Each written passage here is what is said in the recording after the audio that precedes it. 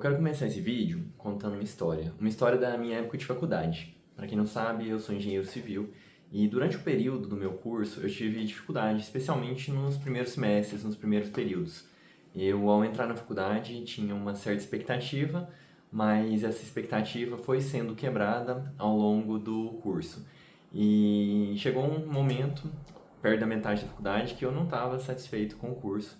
Eu estava realmente entristecido, eu realmente estava pensando em desistir e me abri na época com os meus pais em relação a isso, mas eles me incentivaram através de aconselhamento e através de oração também, para que eu perseverasse mais um tempo no curso. Mas ainda assim eu precisava de alguma coisa que acontecesse, alguma coisa que fosse realmente um impulsionador para que eu conseguisse concluir com êxito o curso que eu tinha me proposto a fazer. E isso aconteceu. O que me trouxe realmente uma motivação forte foi conhecer a Lorena, que na época se tornou a minha namorada, hoje é a minha esposa. E quando eu conheci ela e comecei a me relacionar, isso de fato me impulsionou, porque eu entendi que durante o meu curso eu não conseguiria casar com ela, que era o meu desejo naquela época. Eu cursava engenharia em uma faculdade federal e o curso era integral, então não sobrava tempo para eu conciliar a faculdade e trabalho. E mesmo quando começou a sobrar tempo, quando eu comecei a fazer o estágio, ainda assim a remuneração era muito baixa. Eu ganhava em torno de 400 a 500 reais por mês, de acordo com as horas trabalhadas, e isso de fato era uma remuneração insuficiente para poder pensar em um casamento. Então eu tinha duas opções na época: ou eu largaria a faculdade e ia trabalhar com outra coisa, ou eu focava em concluir com êxito aquilo que eu tinha começado. E eu optei por essa segunda opção. Mas além disso, eu precisava agora de estratégias.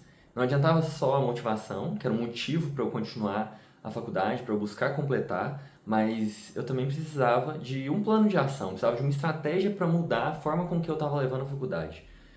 Devido àquela insatisfação que eu estava no curso, eu acabei tendo várias notas ruins, eu tive inclusive reprovação em algumas matérias e eu estava desorganizado com a forma com que eu estava estudando naquela época, com a forma com que eu estava fazendo o curso.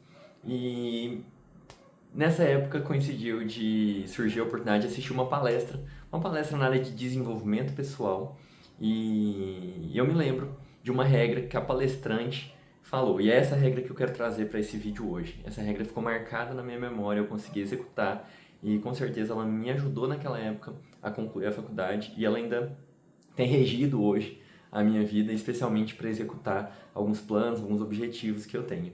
E essa regra pode ser conhecida como a regra dos 4 Cs. Eu procurei essa regra hoje, recentemente, na internet, e eu não achei em lugar nenhum.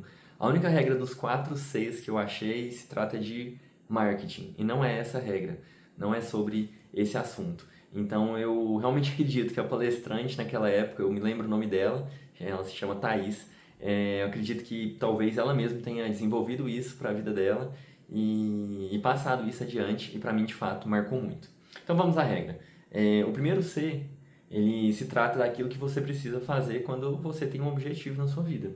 E é o C de comece. Comece, simplesmente dê o primeiro passo.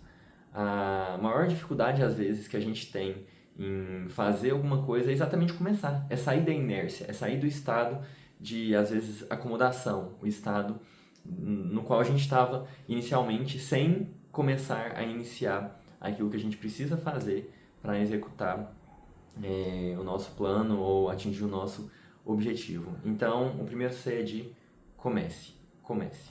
O segundo é continue. Esse C de continue, ele tem a ver com perseverança. Quantas pessoas não têm, às vezes, planos frustrados porque não conseguiram perseverar fazendo aquilo que muitas vezes elas sabem que precisa fazer? Então, aquilo fez total sentido para mim. A gente precisa ser perseverante naquilo que a gente se propõe a fazer. O terceiro C é sobre concluir. É sobre a gente fechar aquele ciclo, é sobre a gente fechar aquilo que a gente está fazendo.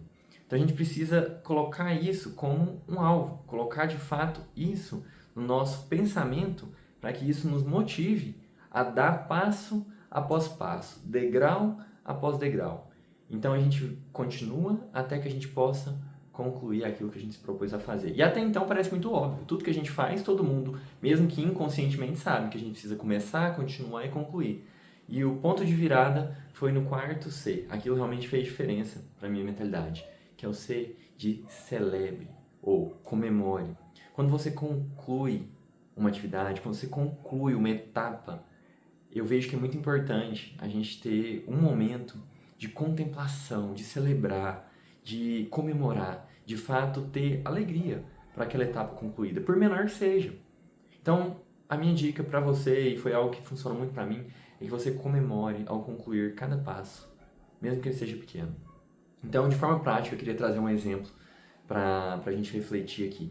Quando você se propõe a fazer atividade física, quando você se propõe a mudar de vida, é importante você estabelecer não só o seu objetivo final, mas objetivos faseados. Então, diminua em degraus, né? Diminua em pequenas tarefas aquilo que você tem como um propósito maior. E você poderia diminuir como eu tenho um objetivo de ir à academia 3 vezes na semana. Então, se proponha a começar, você precisa treinar o primeiro dia, a continuar, você precisa treinar o segundo, o terceiro dia e concluir a sua semana. E lembra, você começou, continuou e concluiu. Mas lembra, se recompense por isso de alguma forma. Coloque alguma coisa como uma espécie de gratificação por ter concluído essa fase, por ter concluído essa etapa.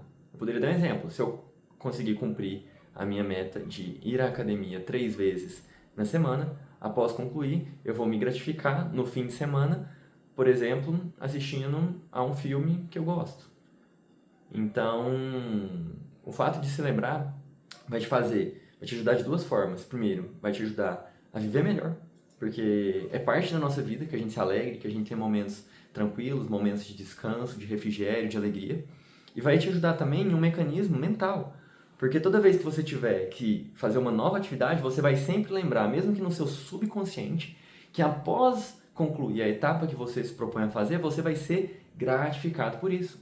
Já existe esse sistema de recompensa, de gratificação no nosso próprio corpo, no funcionamento do nosso cérebro, mas você vai estar intensificando isso ainda mais. Você intencionalmente pode colocar algum presente, alguma gratificação, uma celebração para aquela atividade que você concluiu. E eu queria finalizar mencionando que isso não é diretamente um sistema bíblico, mas aqui, enquanto cristão, eu tive refletindo e eu pensei que, de fato, isso tem sim a ver com o que o ensino bíblico nos mostra, a respeito até mesmo da forma com que o próprio Deus, o nosso Deus, agiu. A gente inicialmente percebe na criação.